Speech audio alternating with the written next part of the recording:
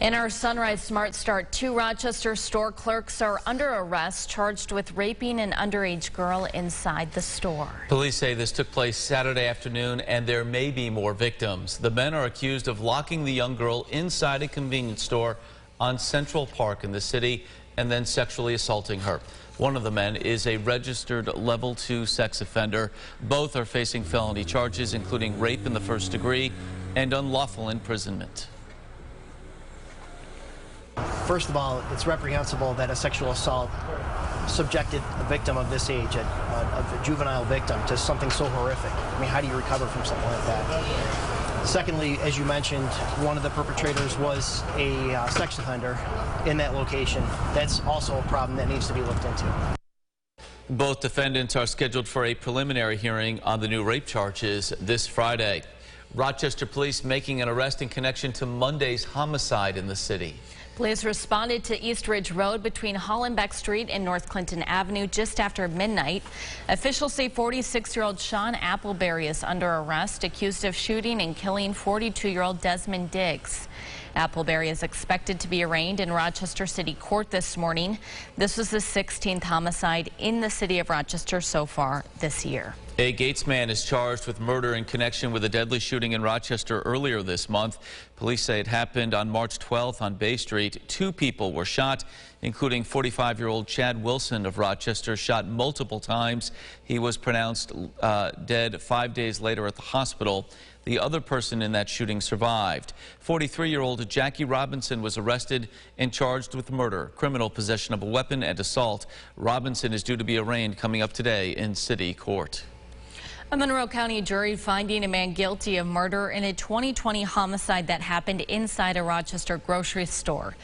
According to the district attorney, 29-year-old Alexander Laureano was found guilty of murder, manslaughter, and attempted robbery.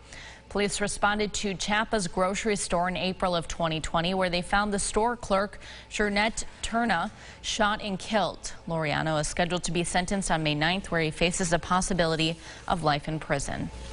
Now to the latest on COVID-19. We are learning more about a new COVID variant. It's called BA.2, and experts say this mutation is expected and shouldn't be cause for panic. Erica DeCoste joins us live with more on what we're hearing so far. Erica, good morning. Good morning. That's right. Also known as the stealth Omicron variant, and experts, as you mentioned, are not sounding the alarm just yet. Rapid increase in cases is happening in several countries, including China and much of Europe. Governor Kathy Hochul says the mutation is expected. She says while numbers may be going up, they're still generally low throughout the state. The new variant, we're told, has similar symptoms to Omicron, but apparently is more transmissible. The governor says the best thing we can all do for now is continue living our lives using what we've learned over the past 2 years. My concern are people who are over 65. We've been very aggressive about making sure that not just vaccines, but boosters are available. They're required to be available at every single nursing home. We continue to make sure that our nursing homes make mask requirements, that there's testing available. So we know that's a vulnerable population. We're focused on it. That is why I'm not standing down our testing sites or our vaccination sites, even though we're having very few people come at this time. She says they're also keeping a close eye on those with underlying conditions in addition to the older age group. And again, the best fight against the virus is getting vaccinated and boosted. In Rochester, Erica DeCoste, News 8. All right, Erica, thank you. And the governor says a 4th dose is the next best defense against the variant. Once approved, she says she'll be at the ready to get those shots into arms. James Gilbert with us, having a look at the morning forecast and putting up the old checklist as well. I'm voting for the heavier coat this morning, with temps what's still in the 20s at this hour. Yeah, the past couple of days you were able to squeak by with the lighter jacket. Today it's going to be a little bit tougher. It is chilly certainly this morning. Numbers in the 20s. A lot of the day will be spent in the 30s, and we just squeak into the low to mid 40s this afternoon. I love checking off the sunglasses. We will need them this morning as we've got full sun all blue sky across the region. It doesn't last forever. Clouds increase late in the day. Expect overcast skies overnight, and then a couple of rain showers popping up by Wednesday afternoon. We'll do the bus stop forecast and take a glance at the weekend by the end of the show. Mark? James, thank you. Our sunrise traffic, a volume building in along 390 at this hour, but no accidents to pass along. Same is true on 490 and 590. If you are heading out the door in the next few minutes, should be a pretty smooth commute. All right, to Washington, Supreme Court nominee Ketanji Brown Jackson facing 2 days of questioning from senators. Rashad Hudson is in Washington, D.C. with more. Good morning. While Judge Jackson's appointment will not change the balance of the court, which currently has a 6-3 conservative majority, senators say today's questioning will still be very thorough. Supreme Court nominee Judge Ketanji Brown Jackson told senators she plans to defend the Constitution for all. And I interpret and apply the law to the facts of the case before me without fear or favor. During opening statements, Connecticut Senator Richard Blumenthal, along with other Democrats, pointed out the historic nature of Jackson's nomination. This day is a giant leap into the present. And California Senator Dianne Feinstein praised Jackson for her experience as a federal judge and a public defender. Your background and your experience will only serve to strengthen the Supreme Court.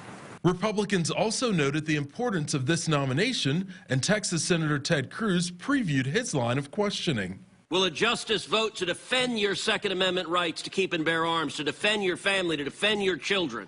South Carolina Senator Lindsey Graham promises Republicans will not attack Judge Jackson's character. None of us are going to do that to you. And if any of us does that to you, all hell will break out.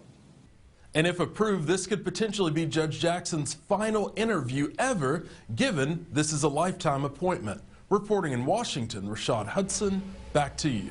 All right, Rashad, thank you. And Jackson previously clerked for Justice Stephen Breyer, who she is slated to replace. Let's take you to the war in Ukraine this morning. Nearly 3.4 million people have fled Ukraine as Russian attacks show no sign of relenting there. Mariupol continues to be a heavy target as Ukrainian officials say at least 2,300 people have died in the city. A resident crossing into Poland telling the AP almost 90% of the city has been destroyed. Meanwhile, President Biden will attend a NATO summit this week looking for ways to strengthen the organization's defense in dealing with Russia. More aid is on the way. Monroe County Executive Adam Bello announcing 2 more ambulances will be donated to the relief effort there. The donation comes directly from the Finger Lakes EMS. With the ambulances, local EMS agencies have now donated a total of 5 ambulances to help with Ukrainian rescue efforts. Congressman Joe Morelle announcing $750,000 in funding for FoodLink. We're told it will cover the costs of refrigerator expansion there. In the last year, FoodLink served 25% more food than in a standard year. At times, it received so many donations, there wasn't enough refrigerator space, having to redirect some of them to other organizations. With the new funding, FoodLink is expected to offer more fresh food to those in need. Well, it was a big day for the Rochester Police Department yesterday as a number of local law enforcement personnel moved up in the ranks. The Rochester Police Department honored Sergeants Jeffrey Purcell and Brendan Ince as they were both promoted to the role of lieutenant. And officers Alexander Beldav, Blake Petty, and Julius Peterson were each promoted to the role of investigator. Let's get a look at what folks will be talking about at the water cooler this morning. Well, another day, another trade of a high-profile quarterback in the NFL. Matt Ryan, pictured here, is on his way from Atlanta to the Indianapolis Colts in exchange for a 3rd-round pick. Well, he replaces Carson Wentz in Indianapolis. Wentz, of course, is now in Washington. Deshaun Watson traded to Cleveland, Russell Wilson to the Broncos, and on it goes. You know, the good news here is the Bills aren't worried about any of that. No. They've got their quarterback. Yes, they do. Hanging on to Josh Allen with both arms tight. For sure. The shuffling continues, as you mentioned. It's been a wild free agency, certainly. Almost as wild as the temperatures, right? Well, it is March, James, right? Yeah, March is known to be a wild month. And this morning, I was just checking the coldest morning in over a week, in the 20s right now. So we've got a chilly start for you, winter jacket worthy certainly, but the sun makes it feel much better. We turn cloudy this afternoon, temperatures just into the low 40s. No rain or snow for today. Tomorrow, that's when we'll deal with a couple of rain showers that push in, and likely they hold off until the afternoon. Then we see a little taste of warmth Thursday, get us there, maybe 60, at least into the upper 50s. Then we drop Friday, Saturday, Sunday. Next chance for a little bit of a wintry mix to some snow showers. Is it the last chance? Probably not. But the couple of inches that will be possible Saturday and Sunday may be at least the last for March. So I think March should have a no snow rule. I could do that maybe for April. Come on, James. March is a tough one to swing. That's okay. All right. Thank you. And thank you so much for watching News 8 at Sunrise. Our next update coming up in 30 minutes. CBS Mornings is up next. Have a great day.